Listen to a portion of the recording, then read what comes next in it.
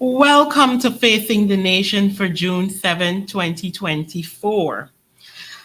It is always a privilege to be here with you, and today's show is going to be a very interesting show as usual. We have a guest that is no stranger to Facing the Nation, but before we get to that segment, I want to encourage you to call up a friend, call up your neighbor, tell them that Facing the Nation is on. Of course, you can catch us on Channel 6 if you have your local TV set, and on the social media platforms, of course, the People's National Congress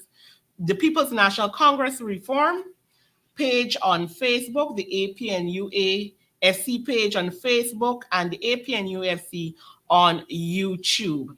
So call up a friend, call up a neighbor, tell them Facing the Nation is on. Today's discussion is going to be a good one. There is so much happening around us, and we're going to try to zoom into some of those issues. As we get talking, the time usually runs out very fast. So, without any further delay, let me introduce my guest for today. He is none other than Mr. Sherwin Holder, Member of Parliament. He is the Shadow Minister for the Ministry of Natural Resource. He is also the chairman of the People's National Congress Reform. And we know there is a lot happening on both fronts. So today we're going to be having a really good conversation with Mr. Holder. Welcome. Thanks, Shanieka. Always a pleasure to be on Facing the Nation. Yes, it's always a pleasure, of course, to have you. We always run out of time. So today I'm going to try to push as hard as I can because there are a lot of things that we want to talk about. I know that it's busy season, of course, in Of regards to course, your party.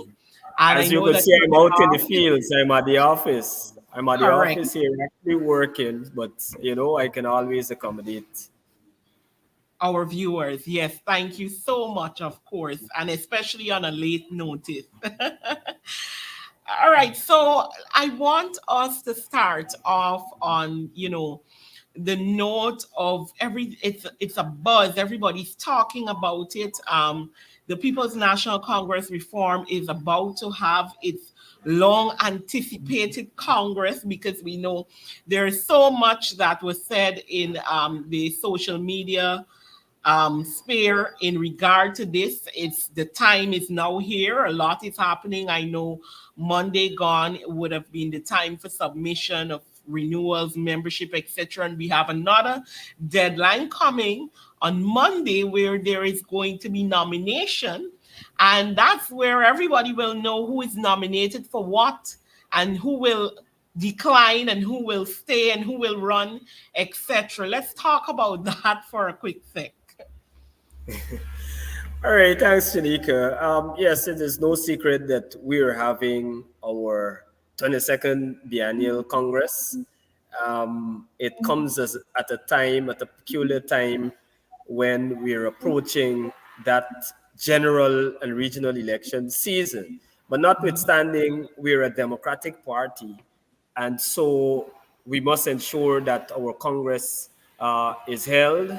Uh, we must ensure that it's held in a manner that is transparent, and the world can see it for what it is, as we usually do. Members are extremely excited. Congress generally, over the years, is used to rally our membership, and so now if you go out there on social media, 9 out of 10 times, if you're interacting with members and supporters, you will see the topic of the PNC Congress and who's supporting who, and that kind of thing. Of course, nominations day is next Monday, and that is actually when we will know who exactly qualifies to compete for the various positions. I've seen a number of sort of premature announcements, but it is after nominations day. That is the time when you actually know who is being nominated, who can run and who can't run, because it is the groups, the thousands of groups all across the country uh, that are part of the party that will determine that aspect of it. So I'm happy to be a part of that process. And as usual, as I said before, we expect it to be a clean, healthy process on Monday with lots of fun and excitement. Mhm. Yes, like yourself, I am eagerly awaiting that time. It's usually a very exciting period, at least the way I look at it, for us in the party. And, as a young person in the party, it is usually a very good look how things are done, and watching the procedures and even learning it for yourself as you become involved in those procedures. You have been chairman of this party over the, what we'll say, the last 2 years, that's since the last Congress. What has it been like for you? That's a very important question. I must say to the public, for who might not know, I am the youngest, or was the youngest elected chairman, and also the first outside of Georgetown, I believe, in the history of the party. And so you would imagine that those two factors come with their own challenges. Even as an experience, even if you're a quite experienced party member, it comes with its challenges because you would never have served in that position, much less if you were the youngest chairman and the chairman outside of Georgetown. I had my share of challenges. Um, uh, First of all, personally, family life is one of the major challenges to coordinate between your family life and living outside of Georgetown. That is a challenge by itself. As a young member, you are obviously going to clash with older persons who would have been 30, 40, 50 years in the party, who obviously would have more experience than you. And so that is one area that you would have to, negotiate and to dance between the raindrops to get towards the finishing line. As chairman, you would imagine that it's a democratic party and you would have different segments of the party saying different things. And everybody is chairman. When you sit at that table, you've got to coordinate between these little groups and arrive at an outcome, hopefully satisfying the majority around the table. And so that too is a major challenge. I would have worked with an experienced leader, a much more experienced Aubrey Norton, who has been in the party for over 50 years and served in many different capacities. And so defining your own role and separating yourself somewhat from him, and at the same time giving him support because he is your leader. That in itself too, it's a challenge. Would be a challenge for any chairman or for any young chairman. But I must say that I think I would have mastered those. I would have gained adequate experience. I believe that the persons around the table are quite satisfied in my performance. I think, and that is internally. I believe externally, people would have seen me grow from strength to strength. They would have seen me mature in that position as chairman. They would have recognized that when the leader is out of the country, I can carry the ship. I can carry his presence. I can do the things that are expected of a chairman of a huge party, the main opposition party right now, as it is. And so I wouldn't say I am satisfied, but I'm happy with my performance in the last two 2 years plus, and I believe that the party membership as well is satisfied and would be willing or should be willing to give me another run for another 2 years as chairman of this party.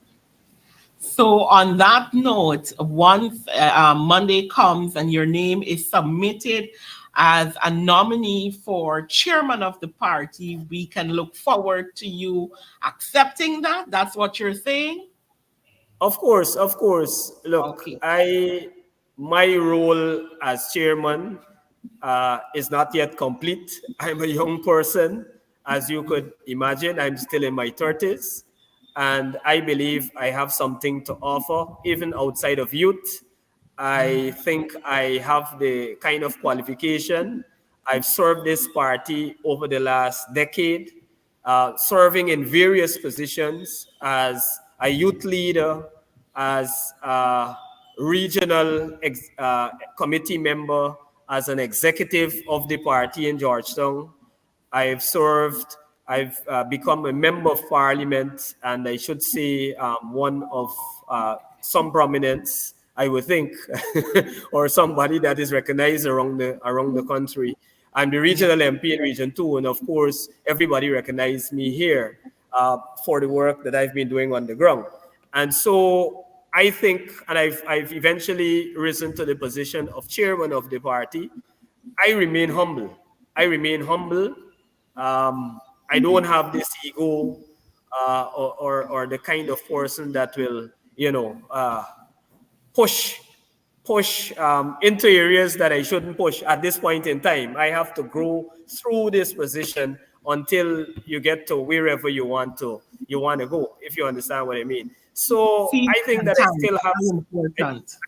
yes, I still have much to offer the party. I think Aubrey Norton needs someone that is strong, someone that understands the party, uh, someone that he and the party can count on in those tough situations and when those tough times come. And I believe, Shanieka, that I am that person in this point in time in the party's history. I've proven that I could have been that person, and I've been that person over the last 2 years. It is no secret what the leadership went through over the last 2 years. It wasn't an easy road for us. And it was an easy road for Aubrey Norton and others. And so I think that the leadership has shown confidence in me. And so I look forward to competing once again and capturing the position of chairman once again and serving the people of the party and the people of the country by extension. Thank you so, so much for that. There is a lot, as usual, happening around the country in regards to so many things. But I want us to start off today's presser for the opposition. They discussed the goal declaration decline, and obviously, this has to be because of the incompetence and maybe the corruption of the PPPC. And, in the presser, it was noted that there was an almost nearly 30% decline in gold decorations from, say, 2019 to now, being the shadow for natural resources. Let's talk about that. Yeah, I've seen the headlines. I've also seen Bara Jagdio's comment on it. I didn't go through his comment. I don't usually go through it. It's painstaking to listen to that fellow, frankly speaking. But it is nothing new to this country, Shanieka. Let's begin from the top. These people, the PPP, People's Progressive Party, they're attempting, or they would have attempted to hoodwink this nation over the past 4 years into believing that there is much progress in the area of the non-oil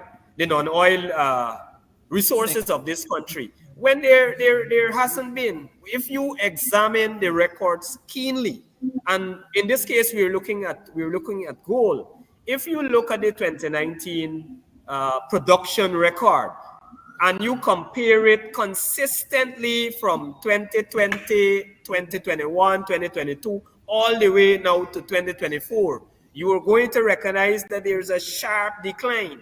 There's a constant decline in the gold declarations. And I was actually taken back that it is as though they've just woken up. They've just woken up with this situation with somebody smuggling gold, and suddenly they have a solution. They're going to clamp down.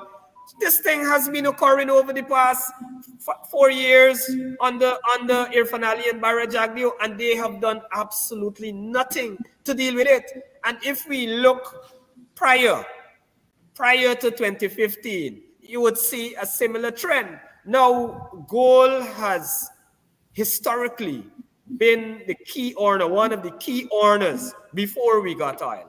And it is really, really disappointing that at this stage they're allowing gold to fall like that. This was a key revenue earner for this country. This goal is what carried this country. There was no sugar. There still isn't any sugar. Rice, rice is doing something. It's doing something. That is for another discussion. Yeah. But gold by far is the single industry that carried us for many, many years.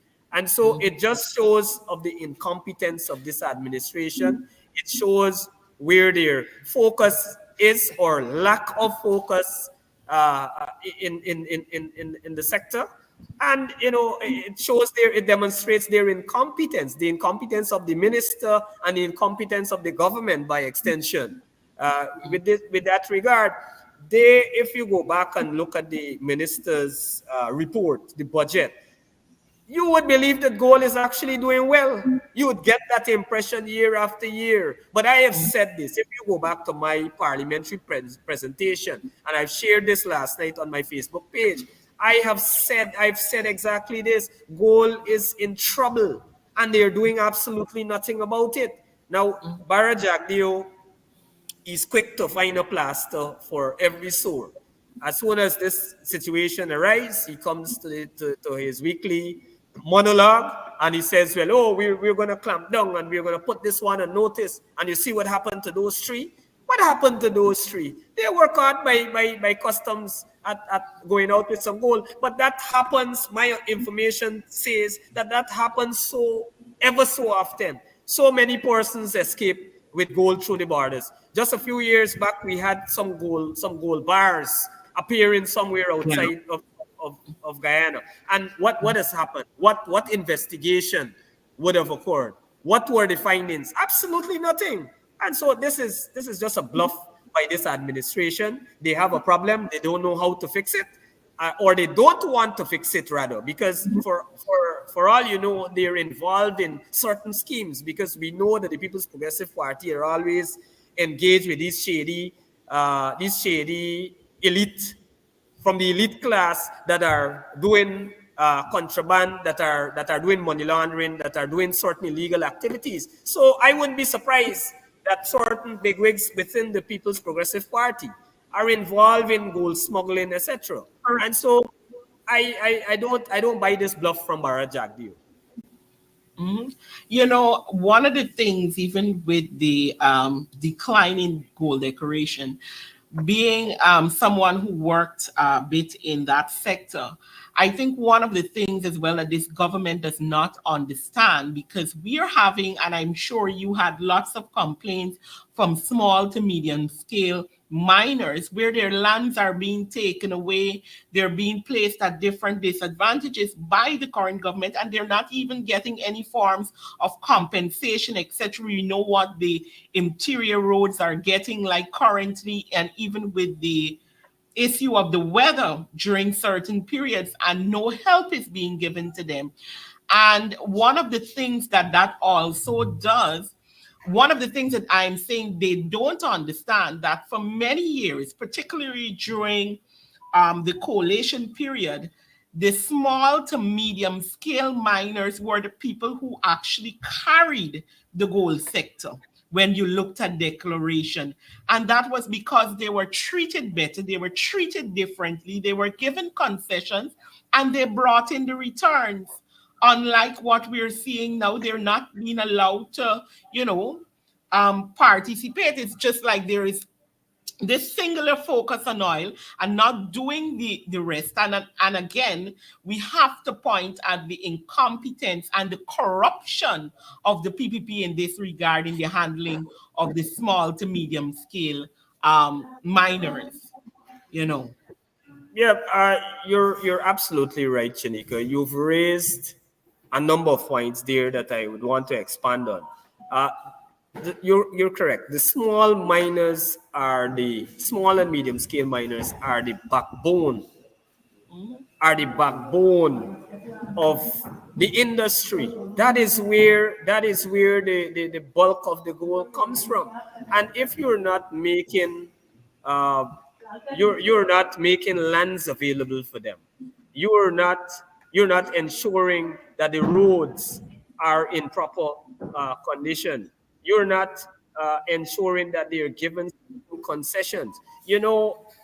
As soon as the People's Progressive Party came to office in 2020, that was one of the serious complaints that we've been getting since then. Constantly uh, complaints about uh, friends and family taking over the industry, giving huge swaths of lands, while the small man is getting absolutely nothing. The small man got to fight every now and again when the small miners start to make noise. They go and they do a little what you call this thing, a lottery. They go and do a little lottery, but it is not nearly enough. It is not nearly enough. I spoke with the miners, some of the small miners association people in Bartica and other areas, and this is what they've been saying to me. The lottery is, there are hundreds and hundreds of applications there. And what happens too with these lotteries? What happens to when they give these lands? These are mined out lands. These Yeah. are lands that No the luck. big fishes, the elite, already would have worked and reworked in some cases. And so this is what is given to these persons. So when they go, they're not really making anything. We've got to do more explorations. And I've said this in my parliamentary speech in the budget preparation. We've got to do proper exploration. We have the money to do it now. And so we have to do exploration. There's so many areas unexplored within the Essequibo County. Places down in Region 9, places down in Region 7, Region 8, Region 1. There's so many areas, and they have to do proper prospecting so that you can make proper, fresh lands available, so that, and give it to small miners, give it to the small and medium scale miners. Look, that certainly will be a focus of our administration. I'm speaking to this issue time and time again, and if they can get it right, we certainly are going to get it right. They only have a year left in office, so I can't imagine. After my last parliamentary speech, I heard them saying that they are going to do this prospecting. Since then, nothing has really happened. They have a way when you put these things out, they say, yes, we're doing that or we're going to do it. And so they make these promises, but nothing happens after. We are going to ensure as a party, as a new government, that we are going to make available new lands for especially our small and medium scale miners. They will have the first priority to get access to these lands. I see one of our viewers commenting saying Guyana gold production is up, but declarations are low because of the corruption by the PPP and their cabals. Now, today's press statement, I meant it really covered the issue of smuggling because and you touched up on this while when we started the conversation, and particularly we find this happening among maybe our more large scale miners and that kind of stuff. So the viewer here is making the point that they feel that the production is up but declarations are just simply low in this regard. Well, Yes. the only way, there's no way to determine whether the declaration is up. There is no way at this point. The Production. declaration Yes, the production. The production is what it is based on Declaration. what is declared and what is on the books there. So that would be speculation. It could be true. It could be there could be a possibility there is more money in the country, more persons um, willing to invest. There are some huge companies that are expanding, and this is a spin-off too because of oil.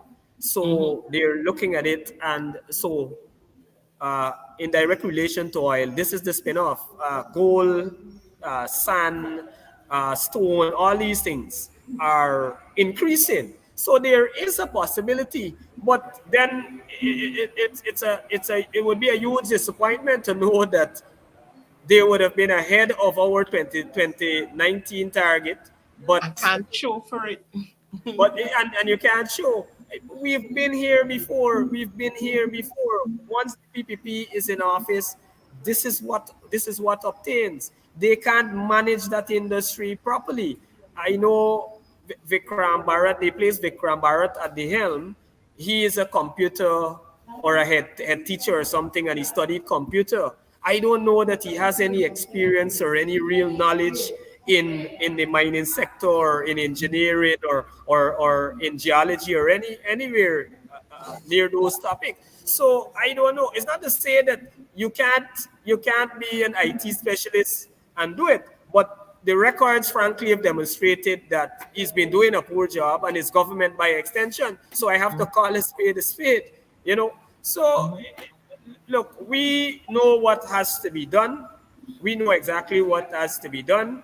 And it is a focus that has to be placed squarely on the small and medium scale miners. You have to give them more lands. We have to do more prospecting. We have to make Guyana a world class place for investors as well to come in, because we're looking at employment, we're looking at transfer of technology to small and medium scale miners. We have got miners don't want to come here and then do prospecting. We're supposed to already have on the records. We Record. already Yes. done this prospecting, and so people will bid and come in here, and we'll go to the highest bidder, and that sort of thing, and get value for our money. But the government, frankly, doesn't see it that way. And so over the last 4 years, their record speaks for itself. But you will hear Ashley Singh at his final budget presentation in 2025, telling you all the glorious moments of gold and the gold and diamond industry when it is frankly, in shambles. We right in that sector, and I'll come a little off, but it was, I believe, yesterday that the news reported that there was another mining pit collapse, which claimed the life of another gold miner. And in the last, I will say, 2 to 3 years, we have seen rise in this situation again, where pits are falling in. And if it's not in the mining sector, we're seeing in other industries as well, there are lots of industrial accidents happening. How do we address this? This last one happened at Aranca. I believe it was just yesterday, Wednesday, I believe. Frankly speaking, I think again this is another failure, another great failure of the government. We must value our human resource. We must protect them. It is one of those things that a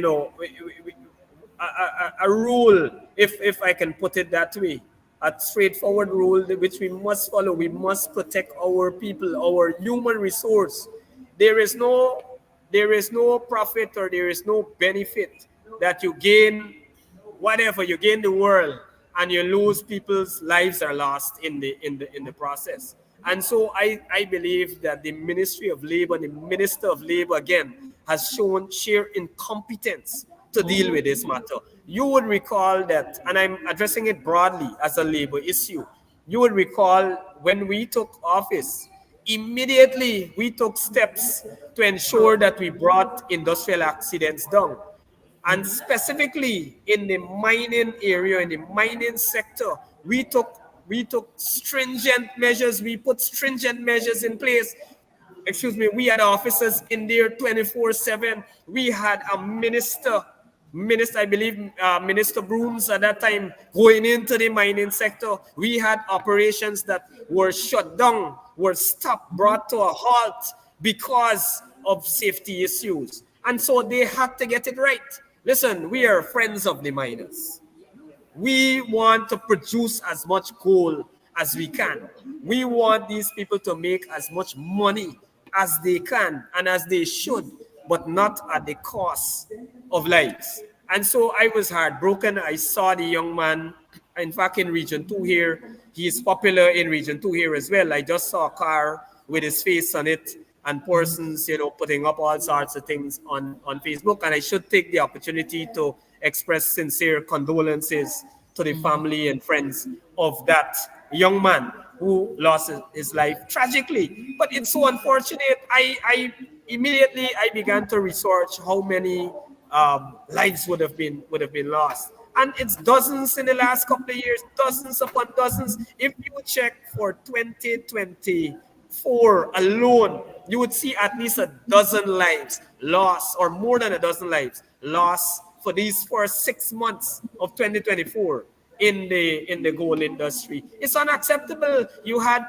two persons being brutally murdered. We haven't heard much about that. We haven't heard anything from the securities minister, what they're putting in place, what is the strategy, what is the plan, what have they done so far to protect people in terms of security wise. We know persons coming across these groups, militia groups, and so coming across ever so often from the border and demanding gold from certain small and medium scale miners. And so it is these areas where the gold again is going. But to address that security issue, the government has done nothing. To address the labor situation, the protection of workers, that situation again, I have not heard about any stringent measures put in place to ensure that the miners comply with certain rules and regulations. You're not hearing anything about that. You're not. How many, Shanieka, how many miners or how many persons that were in default of the rules or the laws when it comes to safety regulations, how many of them are The courts. before the ministry or before some commission or before some committee? How many of them? You're not hearing anything about that. So that in itself speaks to what is happening. Persons, they made a lot of noise while we were in government and while Minister Brooms and others were doing what they had to do to protect lives. They were on the other side telling miners, well, we don't want them to mine, we want to stop them from working and all these different things. When we had the EPA, which is another toothless poodle under this PPP government. EPA was strengthened under Yeah. our leadership and especially under Dr. Vincent uh, You, Vincent Adams.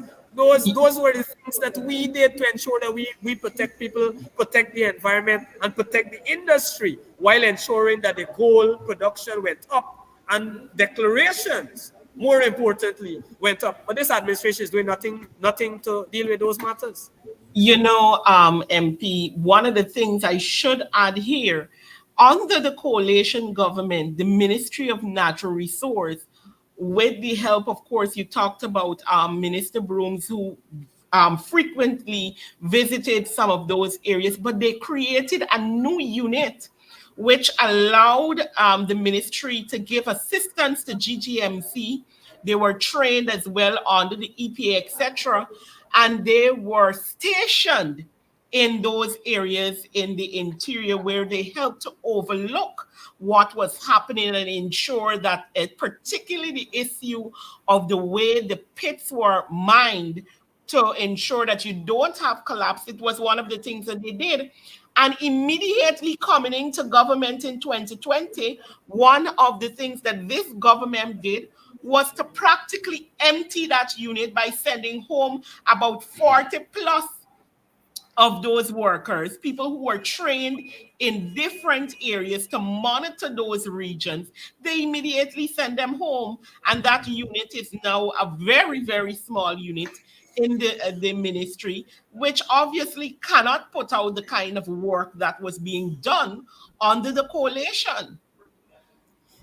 You're absolutely right, and The war dinner. it's Mhm, not only restricted to the gold industry. They've done that to the oil industry. We were training about 36 persons to be on those ships out there and to ensure that we get value for our money. And mhm, they disbanded that entire crew. So it's the same thing in the gold industry. Oil also falls into that natural resource area. But in the gold industry, you're absolutely correct. That is what they did. Jagneo is on record stating that, the coalition always want to do studies and the coalition always want to do training. But those are critical elements to ensure mhm, that you strengthen your build capacity. What you have to do is build capacity of those organizations. And I mind you, they are getting a lot of money to do exactly that. And we started that process. We placed certain systems in place, and that is why we were seeing results. That is why we were seeing a result in mining, a drop in mining debts. That is why we were seeing increase in declarations. They have disbandoned all of our plans, as they did with even other industries, in sectors like GPL, for example. They did the same thing, disbandon that plan. And so this is the outcome, Shanieka. We will put the systems in place once again. We are not against mining. We will be a mining friendly government, especially a small miners and medium scale miners friendly government. We will mhm, train them. We will train our staff. We will ensure that officers, wardens, etc., are posted to various operations, if they can be on site, or at least regularly every day or every 2 day, whatever. We will have to assess what is needed, and we will get it done to ensure that the practices are done in accordance with the rules and regulations, and that we protect people and ensure that the declarations match the production. That is what has got to be done. But listen, don't be carried away. Don't be fooled.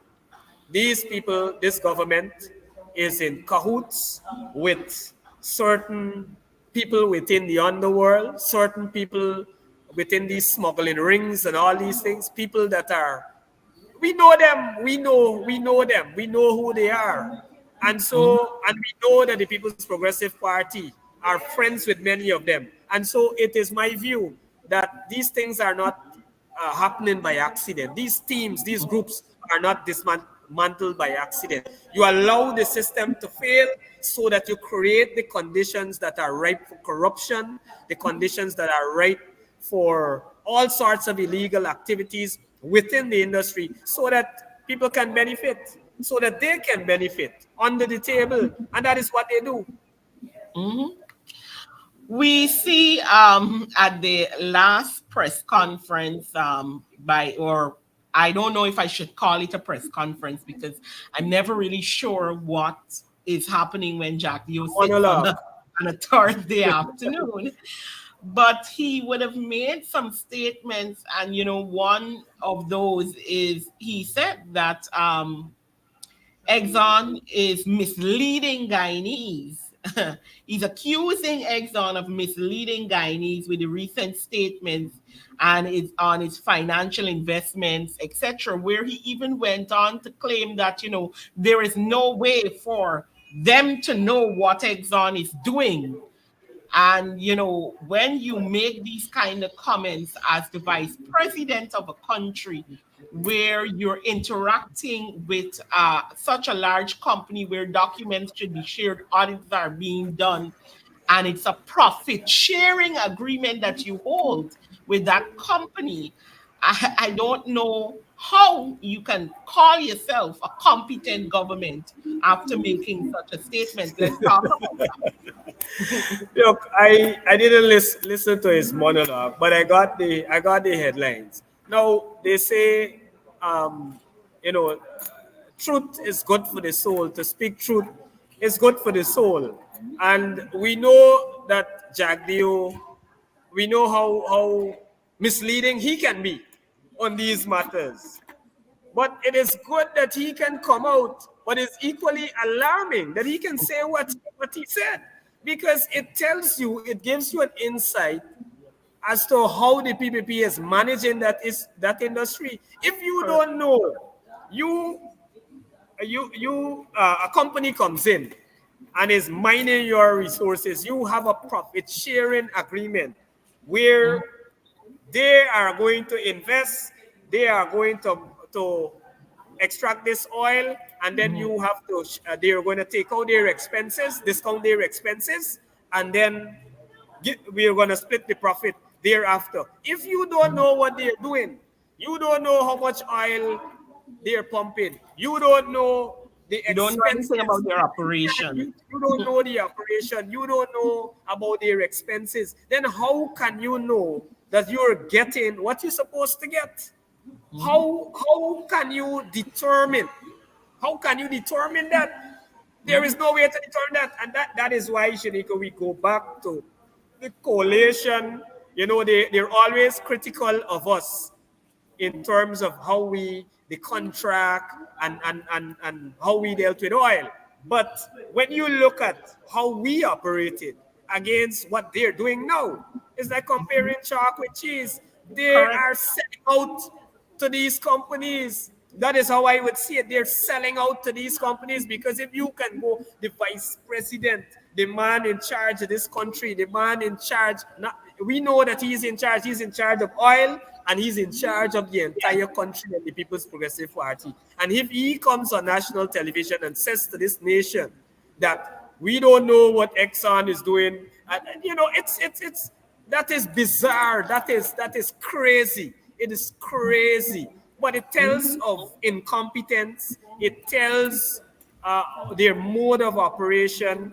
It tells you that story of a government that is um, prepared, that is prepared to allow these huge companies to do whatever they want when they come in here, give them a free pass, a free reign, and Mhm. at the expense of the Guyanese people. It is not surprising though, because when you look at his comments on, for example, take for example on the parent company guarantee. When you look Mhm. at his pronouncements on that, when you look at his government's action of challenging the court's decision of the court, Yeah. challenge going against the will of the people, going against the wishes of the people of Guyana, then you Mhm. know what these guys are about. And so I would say to the nation that time and time again, you are seeing what the People's Progressive Party and Barrett Jagdeo and Irfan Ali are doing to this country. You're seeing how they're promoting the robbing of this nation. You're seeing the kind of free pass that they're giving to the oil companies, and the callous way they're handling the gold and other industries. And I would say to them, it is time to get rid of the People's Progressive Party. It is time to get rid of them, because we have not, with all these resources that we would have gotten over the last 4 years, we're still, the small man is still punishing. There are still people that are going to bed hungry. There are still people that are living, a great majority that are living from paycheck to paycheck. When you Mhm. just go and look at the lines at the bank when it's payday, just go and look at the lines at the bank. It tells the story. People can't wait to let that money land in their account. They have to go and withdraw it, because they don't have any reserves to work with. They're living from paycheck to paycheck. It's Mhm. unfortunate. It is an unfortunate situation that we're in. But to get out of it, we have to get rid of the People's Progressive Party. That is the only way. That is the truth. And the truth will set this nation free if we do just that. You know, that you've mentioned, you're talking about, how Guyanese feel and what is happening in terms of the economic side of it. Jagdeo, as well as his last press conference, would have said that the $7 billion that we already know is in the budget will be used at year end. which should have been used for um, mitigation for cost of living, etc., and now telling the media that this will be used year end. Your thoughts? That's the most ridiculous position. It shows again how uncaring they are, how unconcerned they are about people's economic situation. You would recall that it is the coalition who would have been pressing them over the years since they took office to make provisions for the cost of living, the high cost of living situation. And so they have $7 billion, which the opposition and government agreed to. And it is our expectation that those monies will be used in a genuine way to, to assist people that are on the breadline.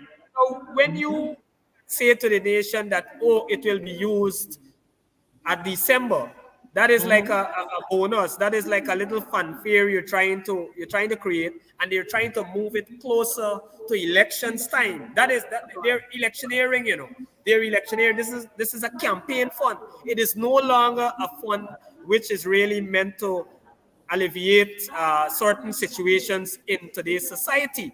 Our teachers are out on the road. They could do with a little help. I mean, that is another topic, but they could do with a little help. There's so many poor people in our society. When you go to, I've looked at Irfan Ali's visit when he ran to Morocco because they've been losing in those indigenous community, losing support. When you listen to those people, they are begging for basic things. Look, you put out uh, something that you're going to share some hampers. Within minutes or within hours, you're gonna see hundreds of people in any location. But Mm-hmm. people are in need. I saw Figuera in Region 10 had some footwears and so to share out there. Long lines. It tells the Mm-hmm. story of the Mm-hmm. state of the nation, Shanieka. And so I'm Mm-hmm. going back to that point. Those monies, that $7 billion, should be used right now. In fact, it should have already been used. It should have, as soon as the budget would have been complete, would have been passed, we should have already had a plan, a program to disburse those funds to the needy people and not friends and family. Mind you, I should say that $7 billion is nowhere close to the amount that we should be giving back to our people, giving back to the poor people, helping them along the way. There's so many programs that you can put money into. There's so many, those people, I actually burst in tears. I was down in the Cameroon just recently, and when you look at the condition where some people live, you look at how they're punishing in those areas. In those areas, it's so much more transportation. It's so much more expensive. And when flooding comes, it floods their farms. They hardly have anything to eat. Some of those people are eating one meal per day. And then at lunchtime, they have it again for dinner. They don't have a breakfast. And so that is how people are living in this country, an oil-rich nation. Fastest growing economy, they say. Fastest growing economy in the world. The economy grew by by by more than overall more than 30-40% in the last couple of years on average.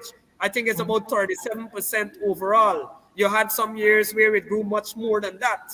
And so it is very, very disappointing that, again, that the sitting government, the vice president, the leader of government, the de facto leader of government can say something like that. Now is not the time to campaign and to look at, oh, who had up an APNU flag can get this money. I suspect that is what they want to do too. They want to take time to see what schemes they can push this money into. Sometimes, very often, when you have these little distributions, people don't know about it, but you see people turn up. Some sections of persons know about it, and I suspect that is what they want to do. The real people that are supposed to be benefiting are not benefiting from these cost of living grants, etc. And what they do too, they place actual raw cash in the hands of their politicians, their political leaders across the regions, and they do the distribution, and you have people pointing out, oh, this one is APNU, this one is PNC, that one is AFC, and so they can't get, or they got to suck up to them or pretend to be PPP, put on a jersey or something, denounce the PNC, and that is how they were able to benefit from these things. So that is the scheme that they are looking to operate under, and that is why you see them talking about December. So you're gonna share a little bonus for the joint service. Don't give them At nothing whole Christmas year, time. and and the poor people, you don't give them anything whole year round, but Christmas time you give them a raise and ask them to vote for you. That is how they operate. You have been one of the persons as well pushing in your region. And I don't want us to lose sight of what is happening with the teachers who are still in the front line, still calling for the government to sit with GTU and come up with something reasonable for them. And I mean, I'm going to talk about this. We saw in the news recently a teacher held with I believe marijuana or whatever it was. And it shows to the extent which people are going because they're unable to make ends meet.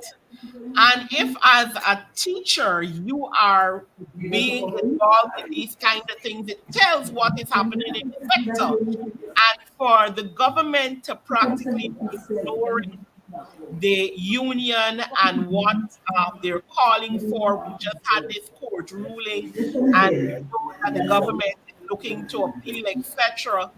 I know that in Region 2, there has been a heavy push in that region. We saw persons in that region coming out in their numbers to protest this government and making it clear this is not political. We are suffering, we're punishing, and we need you to do something about it. Yeah, exactly. Look, I watched a press conference a couple of months ago where a reporter asked Jack Dio straight up if he can survive on $80,000, and he hadn't a straight answer for that. The reality, the teacher's reality, is that the salaries that they are getting is not adequate. It's grossly inadequate when you place it against the cost of living. We did a number of things. We gave the greatest. I must remind people, the people in this country, that we gave the greatest increases in the history of this country without oil money, and we must understand this. So when they're bragging and boasting that APNU didn't do this and APNU didn't do that, APNU hadn't oil money. For this quarter, for the first quarter this year, they've received from oil more than half of the 2015 budget, more than half the monies that we had in 2015. They Mhm. received just from oil.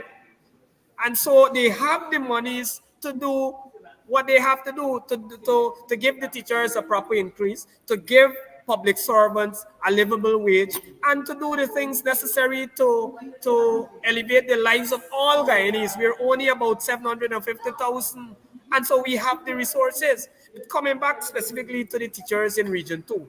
Region 2 has been historically a support base for the People's Progressive Party. And I Mhm. think they were caught off guard. Many of their leaders were saying, oh, there will be no protests in Region 2. They're out of touch with what is happening on the ground because the People's Progressive Party is filling their own pockets. They are for friends, family, and their elites. And Mhm. so those people in the leadership in the region and out of the region at Central, they are out of touch with their own people. And that is why many Indo-Guyanese within Region 2 and all across the country have begun to reject the People's Progressive Party. And so that that manifested itself, that rejection manifested itself in the form of the strike. You see a lot of Indo-Guyanese teachers going out to that strike. You see a lot of indigenous Guyanese Mhm. for the first time going out from all over in the Pomeroon, all across Region 2, going out to that strike. Now, this wasn't a political strike. This was a strike for bread and butter. If they Mhm. believe that the 100,000 or the $120,000 is real money. It is not. From the time you as a teacher, you got to pay a little rent. You got bills to pay. You got your phone bill, your water bill, your light bill. You got a child going to school. Education is not free. You got to find all sorts of things to send that child to school. You got to that $120,000 done. A laborer works for 100,000, 120,000 at this time. So it's disrespectful to pay our teachers and our public servants that kind of money. And so you saw that manifesting that this uncomfortable situation, this situation where they began to reject the People's Progressive Party, manifested itself in the form of the strike. Now, I want to address one other thing when it comes to the strike. Now, I believe the leader of the opposition had the right strategy to deal with this impending strike. It was a strike for the teachers. They are on the forefront. It is their strike. They're deciding what they're doing. And we have not played the kind of role to say we're leading any strike or we're leading them up to anything. But as a member of parliament in Region 2, it is my duty. It is my duty because these people voted for me, and it is an expectation of all that I will give support. So I have been out there lending support. When the police came out to move them and to bully them, I was there. When they were thrown out from the area, the compound, from the teaching area, from the schools area, the multilateral school, and the regional office, from the shed there, I was there to give a helping hand. And many others, I should say, many other public spirited citizens, even supporters of the People's Progressive Party, would have been given a helping hand. So we are out there. It is not to say that we are not giving support. I see a lot of talk, and I'm circling back to the issue of protests, and there is a lot of talk within our party and amongst our supporters about protests and this false narrative that the leader has outlawed protests. Not at all. Not true at all. We are actively giving whatever level support as an opposition we can to our teachers. I don't believe that has to be a secret. It is not our strike. I personally go out there and do what I have to do, but it is the teacher strike of their own free will, and they've constantly been saying that. But as an opposition, we have that responsibility. And I believe personally that the People's Progressive Party will pay a dear price, a real price, for ignoring the teachers union and ignoring their hard-working teachers. Teachers mold this nation, and we can't treat them like that. Now, I understand as well that the union would have said to them, give us a 20% increase, and we will go back into the schools, ensure that the students are there, they're taught, and they get their usual lessons while we negotiate. Even to that, they have rejected. I was also made to be aware of the fact that they have decided that, look, we can let go of 2 years. This agreement was since from 2019, but you would recall that 2019 there was no parliament. We were getting into elections, and so the agreement was from 2019. Now the People's Progressive Party is saying they can't negotiate from 2019. But you have been in government from 2020, and you've constantly ignored these teachers from 2020, 2021, 2022, all the way to 2024. How can you ignore them and then come in 2024 to say you want to start negotiations from 2024? That is ridiculous. I think it is a reasonable position. The 20% ask is a reasonable 20%. Shanieka, 20% is not big money. It is No, not big money. You understand what I'm saying to you? 20% is not money by no means. And so I think they are going to pay a real price this time around for ignoring the union and the hardworking teachers. I should say, before you come in, this is an operation by the PPP. It is the way how they operate. They don't respect unions. They don't respect these organizations that are essential and important to any democratic nation. And especially when the officers of those organizations are of a particular ethnic group, a majority of them are of a particular ethnic group, then they have to shut them out, they have to shut them down, they have to do whatever they have to do to disbanding them. And that is the approach that they've taken with the union. It's the same approach they've taken with organizations like Hipadagy, etc. One of the points I think I would like to make is that when the government is now talking about they just want to do negotiations from 2024, as if they weren't there from 2020, because they're not even saying 2020, and more so being asked for from 2019, it speaks to the thought trend and the operation of this government. When a government, a sitting government, makes an arrangement as the government of Guyana, you're not making it as a political party. Whichever government or whichever political party goes into government has an obligation based on what agreements the government of Guyana would have taken. Whether it is treaties in the international sphere or agreement with local companies, etc. That is what it is. And it is clear that this PPP regime does not understand what a government of a country is. And hence, that is why they operate in this manner, because they treat the country's purse as if it is, money they're taking out from the PPP pocket or their pocket. And this is why they're having this conversation. I we are basically out of time. It is always running from us because the discussions get going. And I know you still have a lot of work to do at the office there. I want to give you the opportunity just as we wrap up. Sometimes we talk about a lot of things, but there may be something else that you wish to share with the public as we wrap up today's program. Well, I want to first speak to the members of the People's National Congress Reform that will be participating in our 22nd Biennial Congress. I wish you well. I would advise that you pay keen attention to what would have obtained over the last 2 years.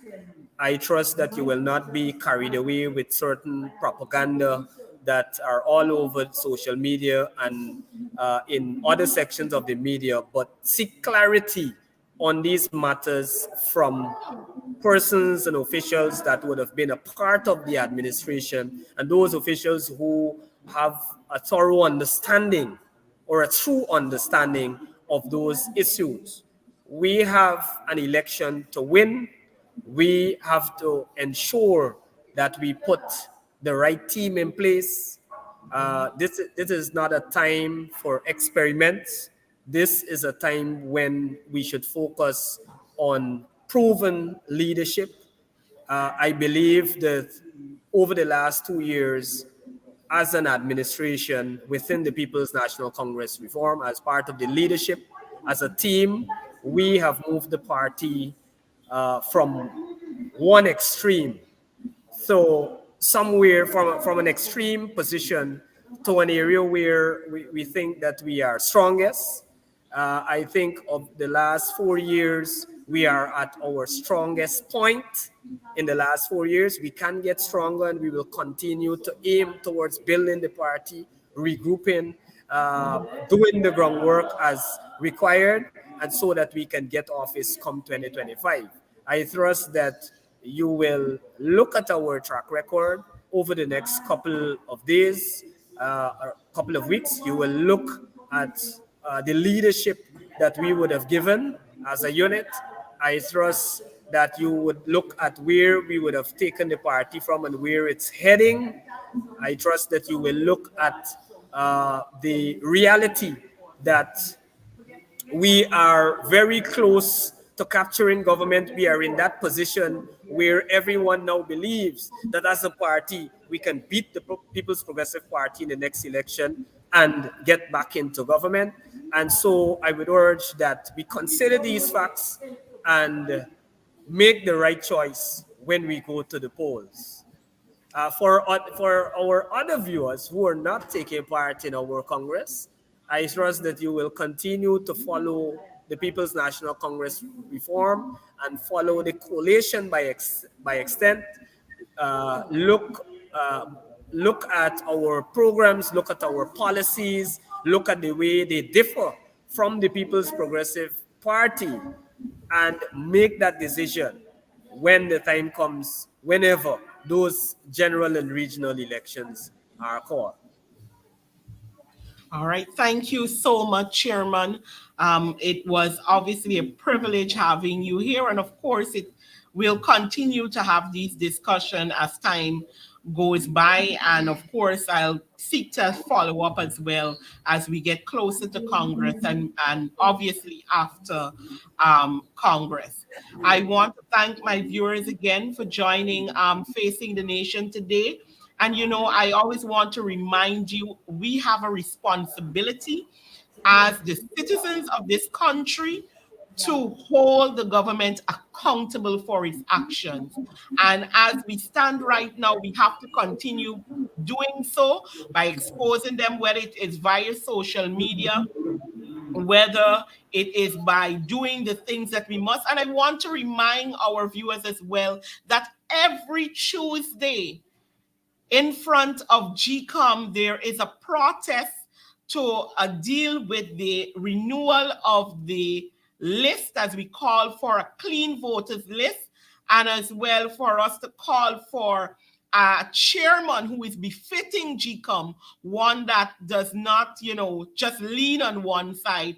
Every Tuesday between 12 to 2, I believe it is, that protest is held. So for those who want a reason to protest and a reason to come out, every Tuesday, there's that action happening there. Come and join us as we do so, and we continue to hold the government accountable. So whenever the next election is called, that you understand your mission is to put a government in place that is willing to work for the people and will ensure the people of Guyana benefit from the resources that are being provided for this country. I want to thank you, viewers, for joining us today. And of course, join us next week, same time, same place on Facing the Nation.